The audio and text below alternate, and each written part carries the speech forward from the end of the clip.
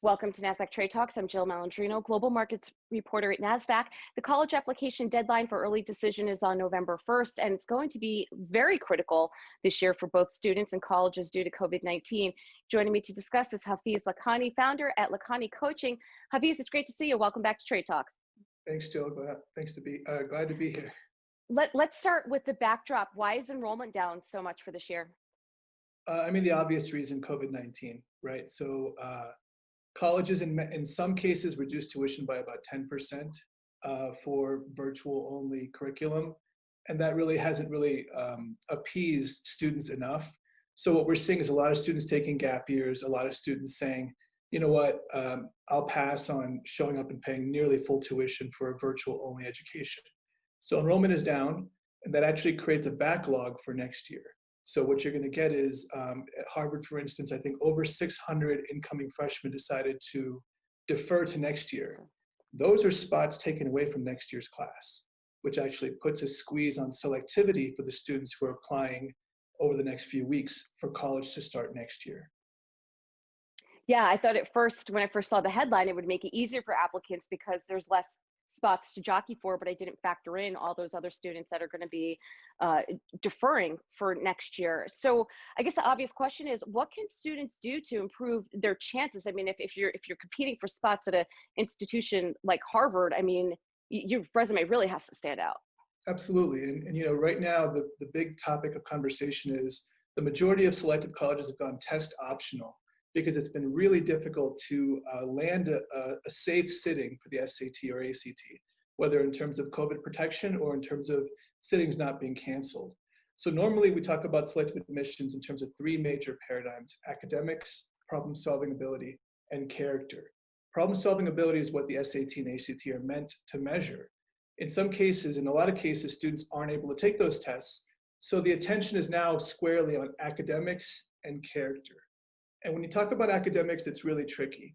Again, interesting stat from Harvard, they received more than 2,000 students applying a year for 1,700 spots that have perfect grades, flat out perfect grades. Mm-hmm. So you put your application in and you're saying, well, I have pretty good grades, maybe close to perfect, not quite perfect.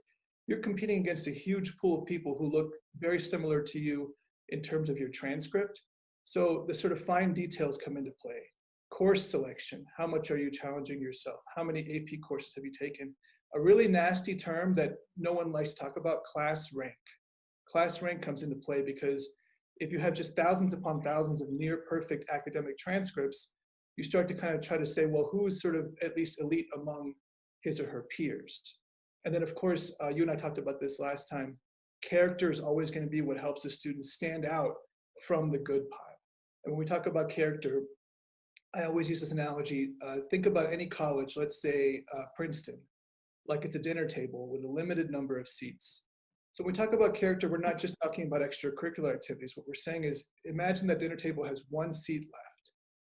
When we talk about Jill's character story, we say, well, what makes Jill the most interesting person to deserve that last spot at Princeton? What does Jill add to the dinner table conversation?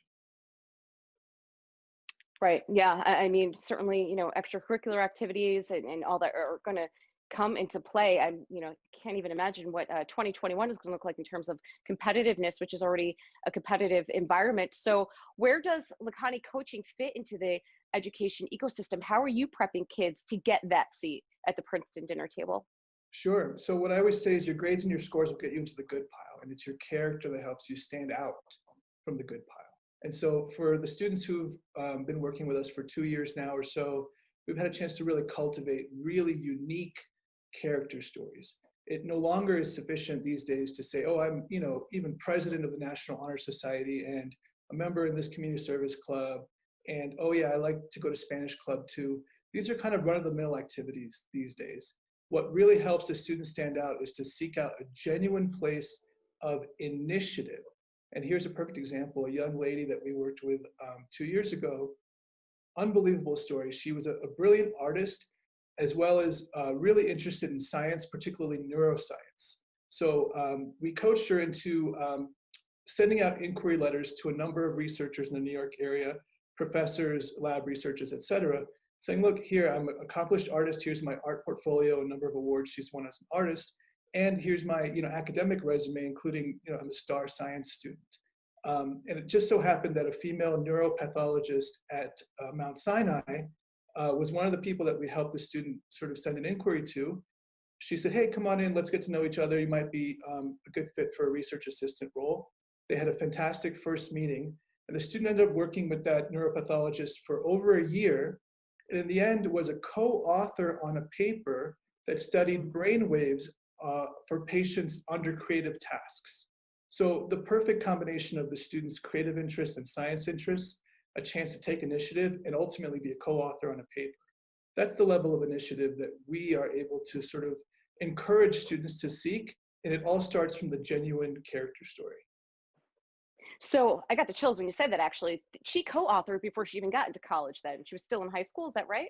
Absolutely, yeah. Wow. It's really a rare level of achievement, but people are always, the idea of selective admissions, you have to remember that, Harvard, for instance, 4% acceptance rate, Stanford, 4% acceptance rate, Yale right there at 5 or 6%, Columbia's right there as well.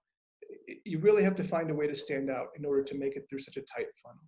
And it has to be genuine, right? Someone like myself who sees, in a given year, a couple of hundred students, it's very easy for me to tell who's sincerely interested in what they're doing outside of school and who's just putting out lip service to try to make the resume look fancy.